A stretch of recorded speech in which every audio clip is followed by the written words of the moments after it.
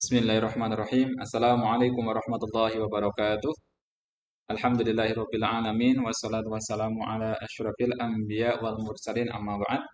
Bagaimana kabarnya teman-teman semua, para santri dan siswa sekalian? Insyaallah pada kesempatan kali ini kita akan belajar tentang anaerobic respiration. Ini melanjutkan bab yang kemarin atau topik yang kemarin tentang aerobic respiration.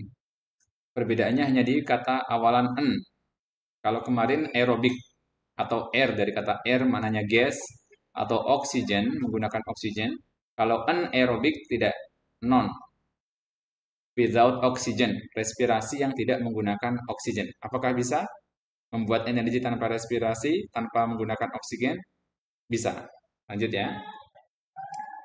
Dalil wa atakum min kulli ma sa'altumuh wa in ta'uddu ni'matallahi la tuhsuha innal insana ladzalumun kafar. How can you correlate this dalil with our topic? Apa sih korelasinya dalil ini dengan topik kita? Insya Allah mudah. Kita lanjut aerobic respiration. Kita mengulas sedikit tentang respirasi aerobik. Apa itu? Aerobic respiration release energy with oxidation need O2. Menghasilkan energi dengan oksigen. Oksigen menghasilkan energi. Itu aerobik. Kemudian, energi needed for muscle can be provided with this process. Energi yang dibutuhkan muscle, otot, dapat diperoleh dengan proses ini, dengan aerobic respiration. Because we are in the rest mode, karena kita berada dalam posisi istirahat, sehingga cells don't need a lot of energy for them to work. Sehingga nggak terlalu butuh banyak energi. Sehingga aktivitas saat rest mode atau saat sesi istirahat cukup energi yang dibutuhkan cukup berasal dari aerobic respiration. Oke, selanjutnya, when does anaerobic happen? Kapan itu anaerobic? Nah, ini ada gambar diagram orang yang sedang lari. Lari, kemudian exercise, dia membutuhkan banyak energi. Oke, kita baca dulu ya. When we work very hard, our muscles use up a lot of energy. Ketika kita bekerja sangat keras, maka otot-otot membutuhkan banyak energi.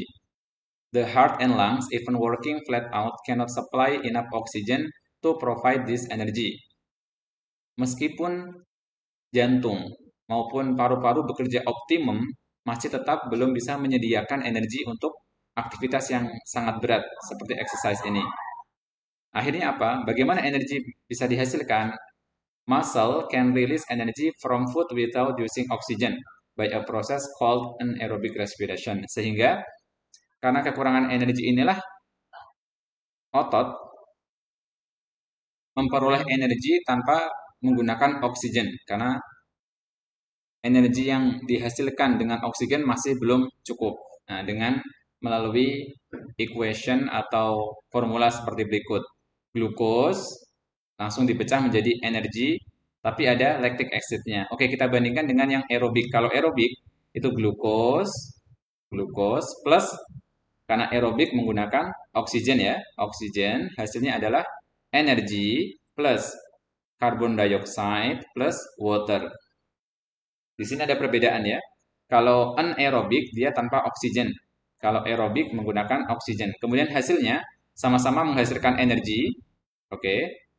Kalau aerobik dia ada CO2, karbon dioksida sama H2O. Tapi kalau anaerobik dia menghasilkan lactic acid, asam laktat. Dan asam laktat ini berbahaya bagi tubuh ketika levelnya sangat tinggi. Oke ya. Bismillah. Selanjutnya, drawbacks of anaerobic. Anaerobic respiration ternyata memiliki kelemahan. Kelemahannya adalah satu, it gives only about 1/20 of the energy per glucose molecule that aerobic respiration yields. Energi yang dihasilkan dari proses anaerobik ternyata 1/20. Kalau lebih lanjut, ada diagram di atas di sebelah kanan. Satu molekul glukos ketika menggunakan aerobik, menggunakan oksigen akan dihasilkan di sini 30 sampai 32. Ada referensi 36 sampai 38 ATP. Apa itu ATP? Energi yang dipakai oleh sel adenosin triphosphate ya. Sedangkan ketika tidak menggunakan oksigen, energi yang dihasilkan cuma 2 ATP, 2 energi, artinya sangat jauh, kurang efisien.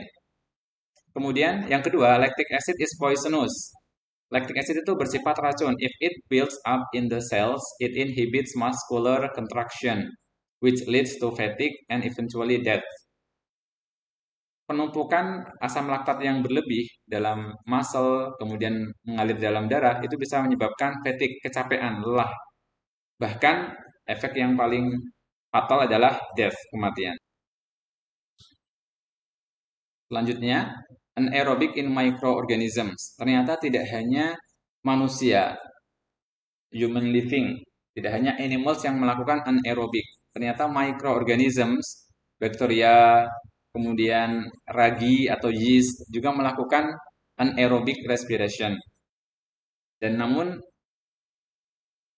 equationnya berbeda dengan animals, berbeda dengan humans. Kita lihat anaerobic respiration is important in other organisms such as yeast, ragi ya, kapang, for brewing and baking, untuk pembuatan kue. Kalau untuk human prosesnya adalah glukos dipecah menjadi energi plus lactic acid ya. Nah, namun pada microorganism seperti yields berbeda, yaitu glukos dipecah menjadi alkohol sama karbon dioksida. Ini pada microorganism itu adalah glukos dipecah menjadi alkohol plus CO2. Itulah kenapa saat pembuatan kue, pembuatan adonan roti, kita akan saat telah dia didiamkan, setelah dikasih ragi, kemudian didiamkan, maka roti akan mengembang. Itu adalah efek dari karbon dioksida, CO2, dan kita akan mencium bau alkoholik.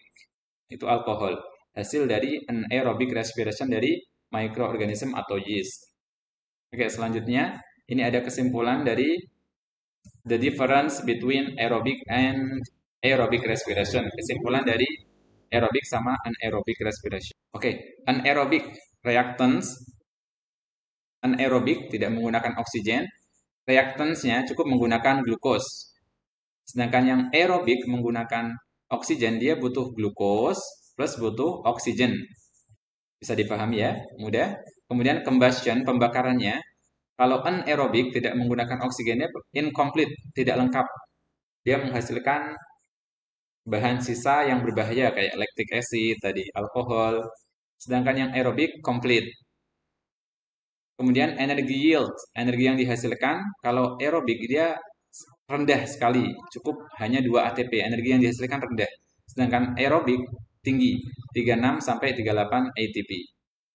Selanjutnya produk anaerobic respiration di animals atau humans, itu hasilnya adalah lactic acid plus energi.